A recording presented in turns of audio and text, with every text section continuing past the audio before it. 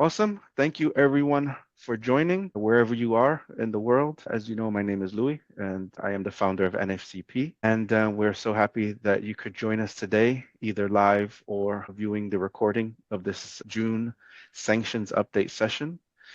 And before I introduce our panel of experts, just a bit of housekeeping. NFCP is a network for financial crime prevention. We're here for you. So whatever you need from us, please reach out. We cover everything under the sun of financial crime, but also if you need some help in other compliance areas, we're happy to dive in if we can. Also, whatever we share today or through our thought leadership is strictly for informational purposes only. We are not offering legal advice. So if that's something you seek, please seek that internally within your organization. And you could find us on LinkedIn and also our website, nfcp.info. All right, so enough about me. Let's quickly go through our panel of experts. We're so pleased to be joined by the same panel that we've had last month. So we have Andrew Valoria, who is a collaborator with NFCP. Thank you so much for joining as always. And he will be covering OFAC and the United States for us. We have Ian Bolton from Sanctions SOS, who will be covering the UK side of things. We also have Mark Hanley from Dwayne Morris, who will be covering kind of EU from a broader perspective. And then we have Alexi Persiananen, hopefully I got it close, I know it's not perfect, from Solid Plan Consulting, who will give us a flavor of the Nordics. So yeah, let's jump into it. We've seen, of course, some movement within the sanctions world, surprise, surprise, and geopolitical issues. New sanctions have been levied. The 18th package is still on the horizon. There's kind of been agreed to, but not put across.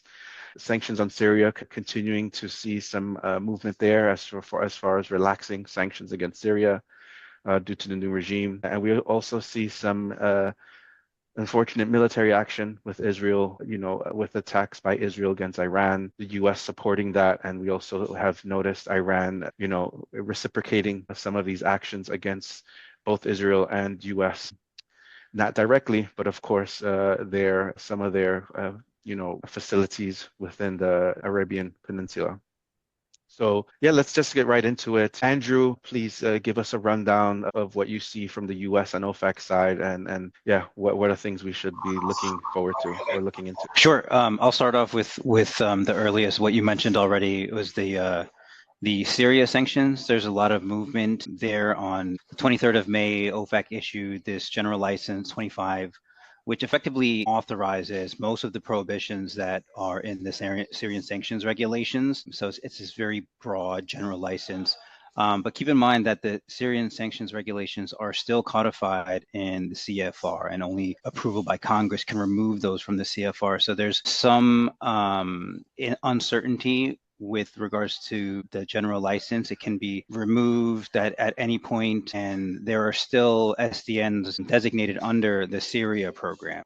Just because something is Syria doesn't mean that it's now authorized. So it's still, proceed with caution, but that definitely opens the door for a lot more business. And the U.S. is concerned with rebuilding the country and hopefully with relations. What we hadn't seen all year, and since this new administration going to back to OFAC, is enforcement actions. And we had two in June. The first one was on the 12th of June. So that was the very first one since the new administration, Trump's administration, came into the White House. And it was a $216 million penalty against a venture capital firm in San Francisco for Russia violations and for failure to comply with an administrative subpoena.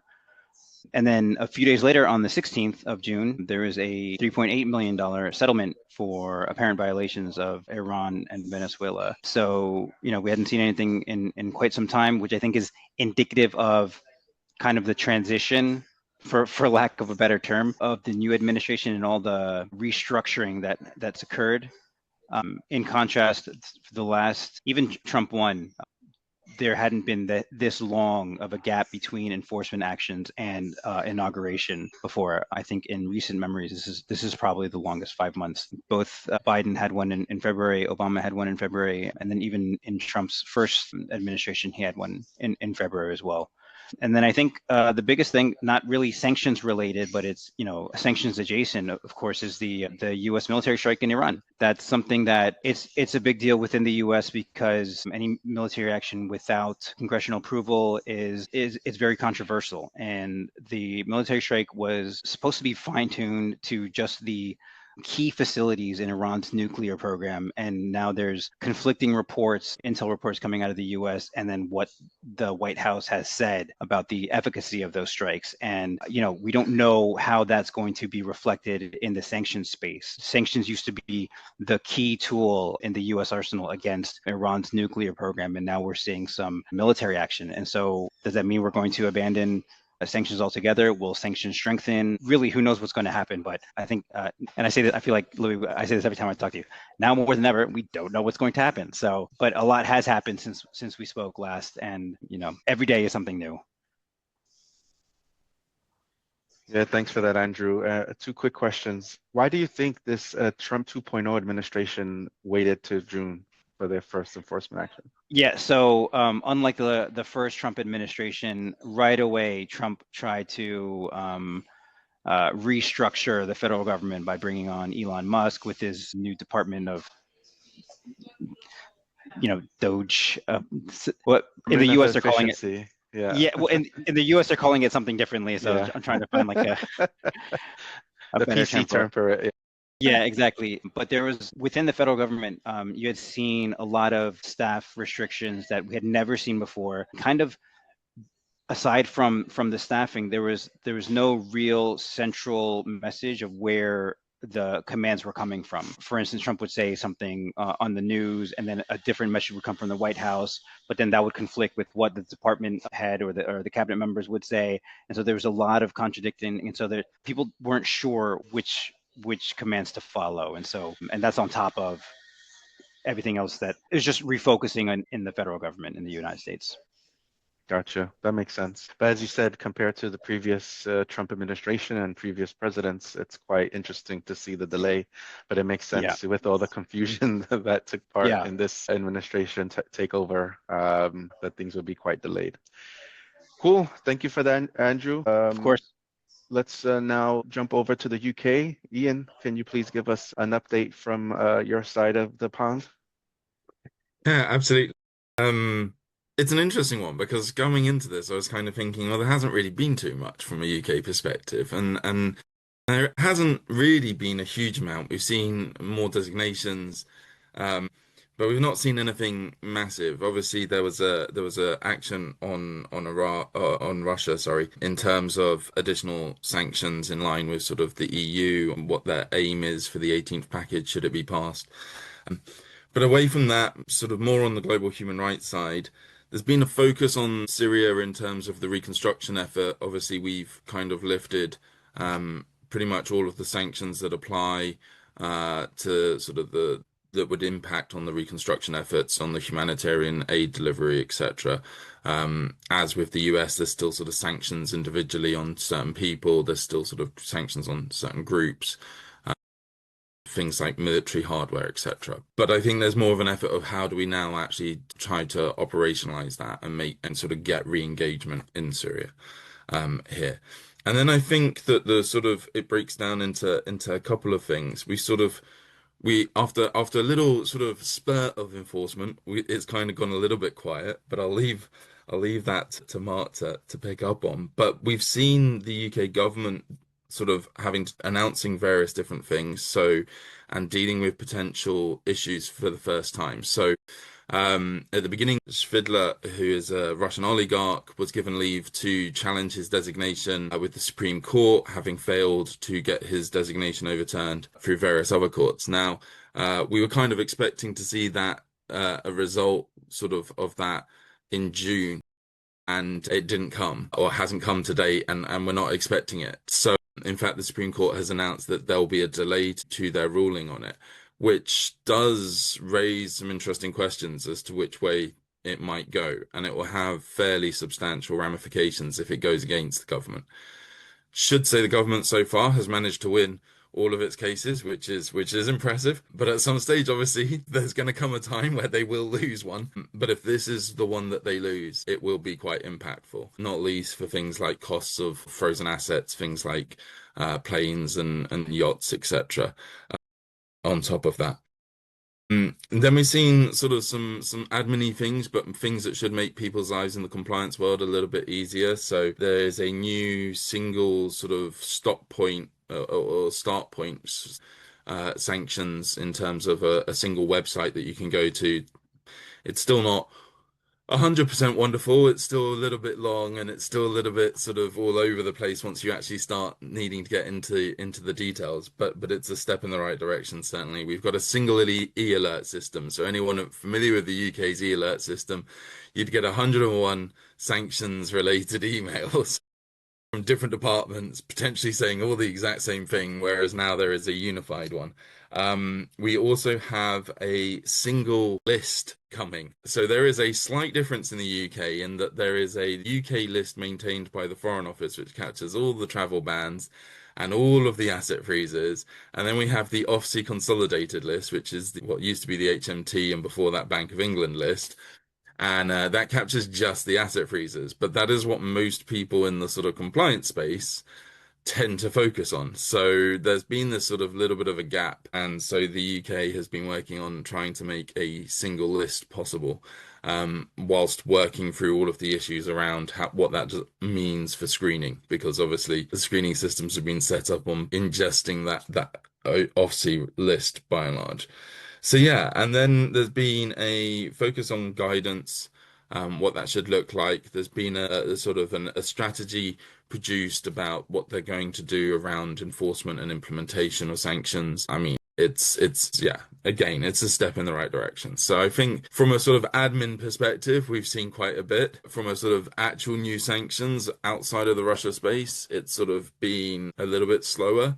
But then the other thing is to say that on the Iran side, there is definitely a lot of discussion here about actually whether or not the E3 needs to be triggering snapback on Iran, because I think there is a feeling that the JCPOA has not worked.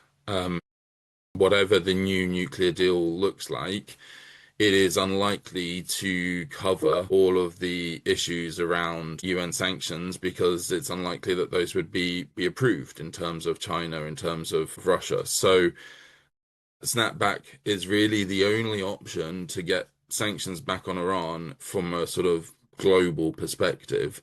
And so there's definitely discussions around that taking place. And then I guess the final thing from my perspective is immigration sanctions. So at the beginning of the year, we had this announcement by David Lammy that they would be, the UK government, David Lammy, the Foreign Secretary here, that we would be trying to tackle illegal immigration by going after the gangs behind illegal immigration, and especially those sort of small boats coming across to the UK, which we often hear about. On top of that, he announced that there would be a primary sanctions legislation to back that up. We're not sure what that's going to look like. I know that it is being worked on. There is hope it will be sort of towards the end of the year. But the interesting sort of development over the last week or so was that the G7 also sort of made moves to the potential use of sanctions to go after the gangs behind illegal migration with sanctions. So something that is clearly picking up a bit of interest more broadly as well.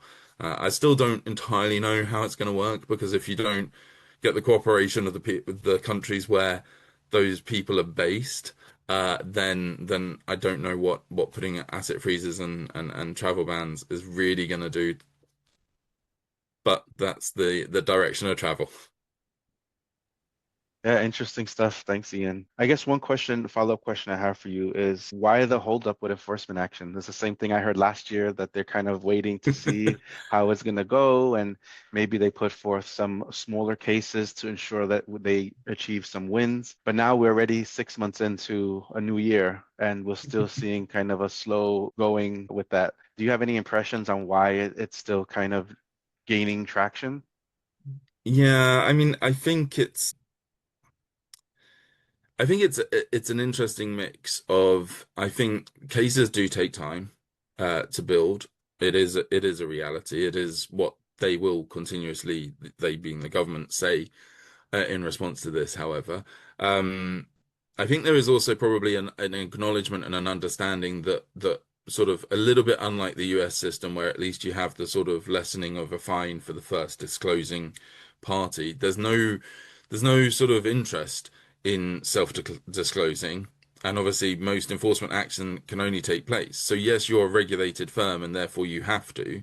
But equally, if you don't, how would anyone know? So there's this fine line of sort of not wanting to be overly officious, I think, in terms of going after people, especially, for example, I'm sure that Parliament in the UK would be expecting OFSI to be fining many of the banks, because I'm sure that there are plenty of breaches floating around. The problem is most of those breaches will not be intentional. They'll be because of system or because of a timing and then it's about what the signal is if you go after those banks over something where they've clearly got the right facilities in place. It's just one of those things. And then the impact as well on, well, if you go after them for everything, they may just stop, like turn off the tap entirely. And there isn't really an option.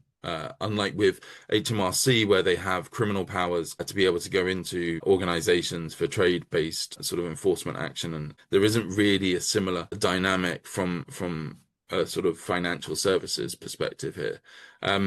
So I think that also plays into it a bit. I think also potentially just churn of staff. One of the things that certainly we're going to notice soon, with staff in the Foreign Office at the very least, is, 3 years ago is when the Russia invasion started. 3 years is the average length for a diplomat to do a posting, in whether it's in the UK or overseas. So there's going to be a huge sort of changeover within that team of 140, because they went from 40 to 140. So all of them started very similar timings, and I think that will be an impact for OFSI as well, because there was a rapid increase there. And I think sustaining having the right people in place is probably also taking a toll. Thank you for sharing that, Ian. Super interesting as always. Mark, over to you to provide the EU perspective and also keep the question I posed to Ian about the enforcement action. Also keen to hear your take on it. But yeah, over to you, Mark. Sure. Thanks, Louis. So we covered the 17th package last time. The 18th package is in the works. There's like 17 different stories out today as to whether it's going ahead or isn't, what the position of Hungary and Slovakia is. It's all a bit confused. There are several main parts to the so-called 18th package that have been announced.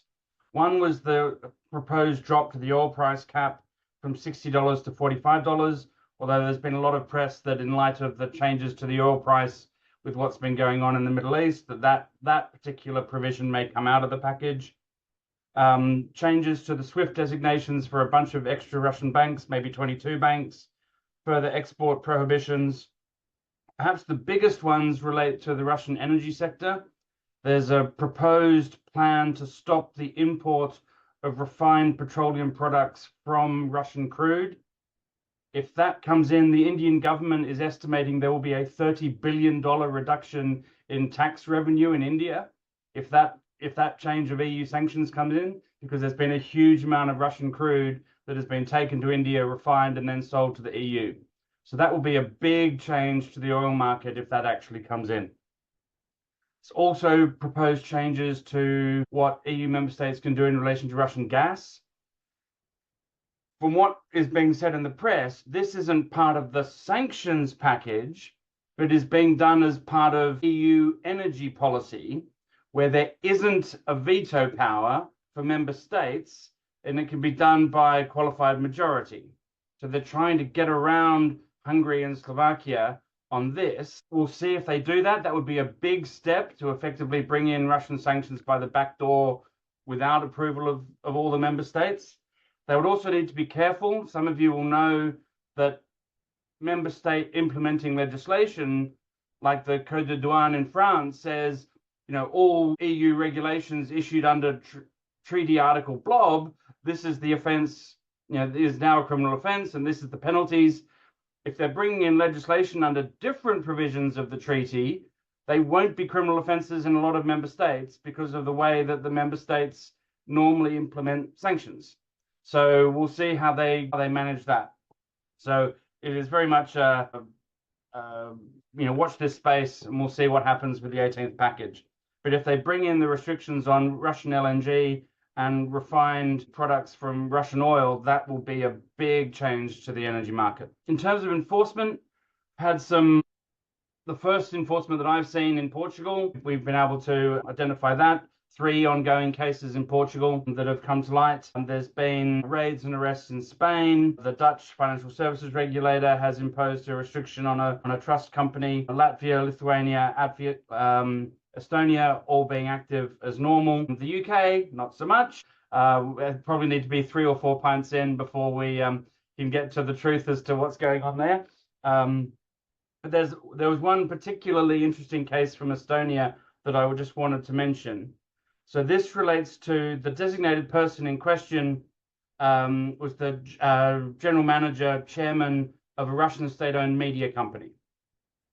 It's state-owned, so he had 0 shares. The Russian state-owned company had local subsidiary in Estonia that was broadcasting news, and there was a journalist employed by the local subsidiary who was doing her paid employed work. That journalist was convicted for making economic resources available to a designated person. So the Estonians took the view that this general chairman of a Russian state-owned company owned or controlled through, although there was no share ownership, no on-paper ability to influence the local Estonian subsidiary, because his board position was at the parent level, yet they took the view that the Estonian subsidiary was owned and controlled by the designated person, and, in line with EU policy, took the view that services counted as an economic resource for the purposes of the prohibition on making economic resources available to a designated person. So just providing their employed services in return for their salary was a breach of the asset freeze on the designated person sitting in another country, several chains up in the corporate structure. So a really interesting one on several fronts with that one, and the person was sent to jail for several years. Wow, super interesting to hear that. And, it's funny how we hear some jurisdictions are, um, you know, some are being a bit more lenient with some of these decisions on how, you could be tied to a sanctioned person or a company. And then you hear some jurisdictions like Estonia taking a hard line to say, if you have any sort of connection, we're going to deem you to be kind of sanctionable based on that. So yeah, interesting, and to see how it It develops. may be related to the fact that the media organization was pumping out pro-Russian propaganda, for want of another word. So that may have True. played into it. But yeah, interesting sort of legal case theory for the prosecution on 2 fronts. No, definitely. Thank you for that as always, Mark. Super informative, especially from the wide angle you come at it with. So thank you for that. And Alexi, we hand it over to you to give us a flavor from the Nordics. Mark kind of gave shared an instance from Estonia, which is a close, cultural partner to Finland. So yeah, we're just curious to hear now from what you're seeing on the ground from Helsinki and, maybe the clients you have around the region. How does the sanctions landscape look there? Yeah, thanks. Not as much specific developments here as in last month's updates. So the feeling in general, there was a meeting in June in Tallinn of the NBA or NBA++ format, which is essentially a collection of Nordic countries and the Baltic states and some like-minded states. A group of countries frustrated very much with the Hungarian and Slovakian feet dragging and trying to find ways of sort of pushing enforcement and striking down circumvention that doesn't require the joint efforts of some of our Eastern European colleagues. So there's a push to increase enforcement on the Baltic Sea to reduce the ability of the Russian shadow fleet to operate. There was also a push to, I don't know what the legal instrument would be, but the push to prohibit the entry into this Schengen area of Russian nationals that have taken part in armed hostilities against Ukraine. So that's that's the feeling here. There's everybody is anxiously waiting what happens with the 18th package and whether Slovakia and Hungary, knowing that they won't be able to block the energy measures, to what extent they will use their leverage here then on the 18th package to try and get exemptions from that or dilute it somehow. One Finland specific development causing horror among many of my clients was the sudden appearance on the desks of many CEOs here, including big companies, of a joint letter from Finnish authorities involved in sanctions enforcement, including the Ministry for Foreign Affairs, the Customs, and the National Intelligence Service, starting with the question to dear Director, have you ensured that your company is not being abused for sanctions circumvention? And then there's a whole range of explanations as to what the company should be doing to prevent circumvention, including of export sanctions through third countries, essentially trying to sort of top management in companies that have been lax in pushing their compliance departments and their business functions to comply. So a couple of interesting things there, including a continued focus on the high priority items and the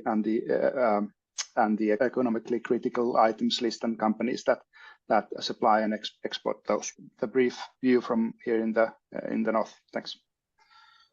Thanks for that, Alexei. And, I think I've said it before. I think the Finns are really leading the charge, and maybe even the Estonians, against sanction circumvention, which is great because we need a champion to really step up. And it seems like, they're willing to take that charge. I'm a little disappointed that some of the other Nordic countries haven't followed suit yet. Maybe they're waiting to see what the response the Finns get. But I feel like if, as we said, with other sanctions, with other major authorities being aligned, I feel like the Nordics would be a greater power if they were aligned in that front too.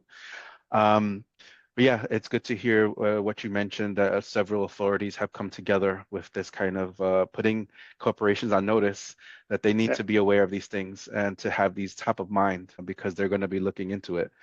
I know the FinFSA has also have started conducting inspections in institutions, and they've I can't, of course, get into much detail from what I've heard, but they are also looking at it from different perspective than normal on-site inspections. So it's raising a lot of eyebrows because, it's not the typical maybe tick that box exercise what it used to be. They're getting more in depth, asking more specific questions. So I think that's also putting companies on notice as well. So good stuff to hear. And I guess a follow-up question to you, we've heard from Mark and I think also Ian about this new protagonist on the EU side, Slovakia. Usually it's just been Hungary, been going at it alone as being the one that's kind of rocking the boat, but now Slovakia has recently joined that team. How do you see that now new occurrence, and do you envision other maybe EU countries maybe following suit and joining kind of the Russian side?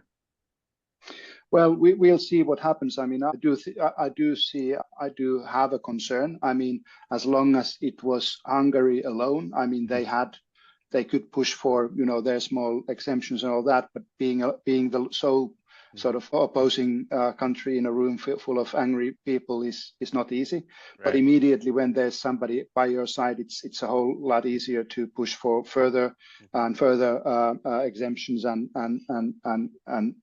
treats. So and others in the room that may be toying with the idea are seeing those effects. They are seeing that you can get what parts of what you want if you're demanding enough. So there is concern, and obviously much will depend on the U.S. policies and President Trump's views, because he is the topmost encourager of that. With all due respect to the U.S. representatives here, I mean, people in Europe will look at him and take their cue from him as to whether or not sanctions against Russia are important or just a hindrance. So I'm hopeful that we'll continue to I'm relatively sure that we'll continue to maintain a strong unified EU front, but there will continue to be these guys who try to get a little bit out of it as they threaten the others. Right, and it's, I guess, that maybe part of the crowd mentality, right? Now, and that's what I worry. Now that Hungary has a partner in Slovakia, maybe other countries who were on the fence before might start jumping into it too, to say, hey, now we want to show our support to Russia, and that could really throw off the balance of the EU. Ian, you raised your hand. Yeah, I just wanted to also jump in on that Mhm. because so traditionally there is a sort of bloc within the EU that's relatively anti-sanctions anyway. So Slovakia long term has been. It's just never sort of brought it out in terms of Russia because of the government at the time. But there are other states, and we have seen them sort of play a little bit of a blocking role at certain points with the Russia sanctions. So, for example, Austria. We've sort of seen moves by both Greece and Ireland. So I guess that's the concern is that how much does it then become a block of because they've done stuff, it's just they're not wedded to it, whereas the Hungarians obviously are very sort of wedded to this anti. If Slovakia's in that camp now permanently, then it's sort of how is there a pull for the others to then also because then there's five of them, right? And it doesn't always have to be each of them being the naughty boy, as it were, in the room. Share the love Right. or the hate, as it were. Exactly. Well, guys, sorry to cut it short, but we are running out of time. But really appreciate you guys, as always, spending your time with us, just sharing your insights. If any questions do come up, and please share it with us. We'll share it with the participants. Next month, we might skip just because it's the summer month, so we might see how we change it up a bit. But again, thank you